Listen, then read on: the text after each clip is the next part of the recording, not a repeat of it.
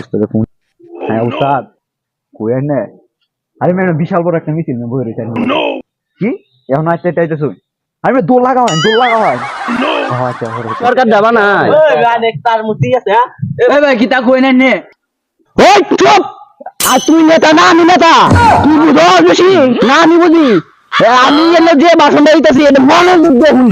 তুই বেশি কেরিবিরি করলে করে বুঝছি অ্যালবামে হোকটারে চিনল আমারে আমার কথাগুলো যদি আপনাদের ভালো না লাগে আরে উস্তাদ